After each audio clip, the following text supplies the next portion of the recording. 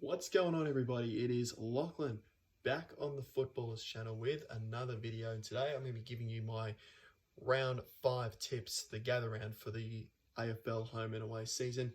Last week was a better round than the last 3 rounds that I did.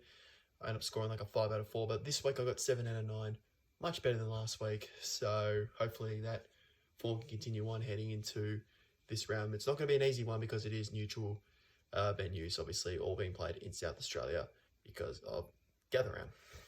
But anyways, let's get straight into it.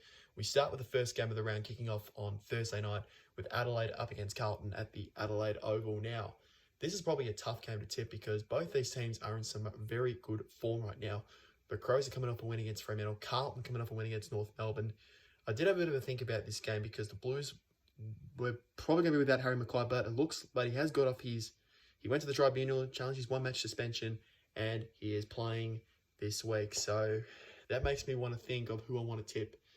It was a difficult one to choose because, Carlton haven't had a good record in South Australia lately. I think this is their first... Actually, no, it isn't. Sorry, it's not their first game interstate. They do have a bit of issues interstate lately, but tough one to tip. But I'm going to take a risk this round. I'm actually going to tip Carlton in this one. No, I don't know why, but if Harry McKay was out of this game, I would have tipped the Crows.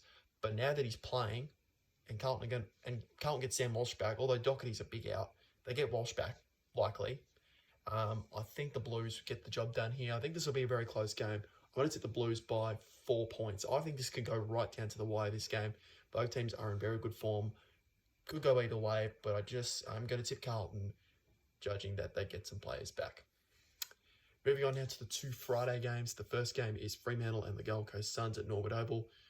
Boy, both these teams need a win this week. Both 1-3. Probably season on the line. I know it's only round 5, but really, this is season on the line for both these teams. And really, whoever loses this game, it's a long way back from making the 8 from here, especially with the way teams are winning games this season. It's just been that sort of round. Fremantle last week were very disappointing against the Crows. Gold Coast we were at the game. They were very deplorable against St Kilda. They were good for a quarter, and then after that, they just got blown out of the water. So, yeah, interesting game here, but I think in terms of trustworthy, I'm gonna back Fremantle. Just think they're a bit more trustworthy at this stage. I trust them more than the Gold Coast, but really I wouldn't be surprised if Gold Coast come out and win this game because it is a 50-50 game. Both teams aren't in good form. But I'm going to back the Dockers, but not with a lot of confidence.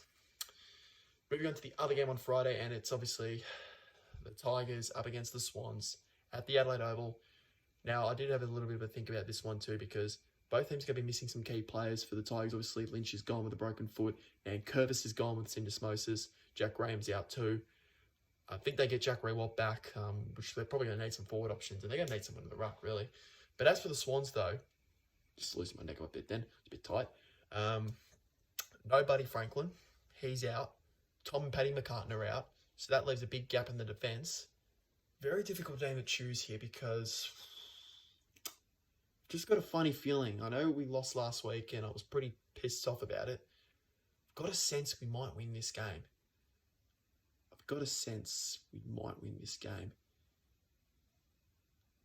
And you know what? I'm going to take a risk. I'm going to back us. I'm picking us. I'm picking the Tigers. I don't know why. I've just got a funny feeling this might happen, but I'm probably going to regret it in the end. I mean, I've got a couple of footy tipping comps. I mean, I probably might go one either way, but for this one, I'm probably going to back my team in. I reckon we can bounce back. I know we've got a lot of players out. I know Lynch is out. I know Nan Curvis is out. But look, I think with Buddy and that out, I think that does open the gap a bit. Open the gap up a bit and gives us a better chance. But we lose this game, I reckon it's a long way back. Like the loser of Fremantle and Gold Coast, whoever we lose this game, it's a long way back. Well, it's a long way, even though we're only into round 5. So I'm going to back us here. I don't know why. I'm going to back my boys in. Moving on now to the Saturday matches. We've got Brisbane and North Melbourne at the Adelaide Hills. Brisbane, once again, I was right about them. After coming off a tough loss to the Dogs, they bounced back and beat Collingwood at home. North Melbourne, I thought they were okay for a half against Carlton, and then Carlton just ran off with it in the end. I don't think North Melbourne were that bad. I just thought they were just outplayed. I really do think they are being competitive this year, but this is more focused on the Brisbane Lions right now because they haven't won interstate yet. Both their losses have been interstate. And they did go to Adelaide early this year, I know, but it was Adelaide. They got smashed by Port Adelaide. So, but that was back in round 1, though. They've been playing better since then, except probably round 3. But anyways, this is an important game for them. If they're going to be a premiership contender, these are the sort of games they've just got to win. So for that reason, I'm going to tip the Lions here. They should bounce back here. Do think they're a much better team. I think the North Melbourne can make it an interesting game because they have been very competitive, but I think Brisbane will be just too good. So I'm tipping the Lions to win that one. Moving on then to the twilight game, and this one's at the Adelaide Oval. Essendon are taking on Melbourne. Both teams are 3-1. Looking good on paper. Both teams are playing some good footy. Although I'm not really satisfied about the Bombers because they haven't really beaten anyone great. They've beaten Hawthorn, Gold Coast, GWS. 3 sides you reckon are going to be bottom 4 this year. Melbourne have beaten the Bulldogs in round 1 by 50 points. They lost to Brisbane in round 2.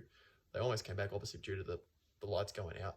They smashed Sydney the week before, and then last week they flogged the West Coast side, who obviously were very depleted, so I did expect they were going to smash them. Yeah, but for that reason, I just think Melbourne are the better team here.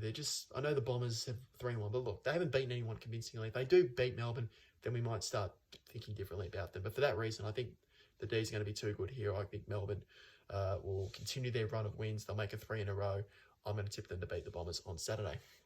Moving on then to the Saturday night game. This is also another tough one to pick. Port Adelaide are taking on the Western Bulldogs at the Adelaide Oval. And yeah, look, both these teams are coming off very good wins. Obviously, Port Adelaide. I was watching that game while I was at the Saints game because it was just unbelievable that Ollie Florent, oh God.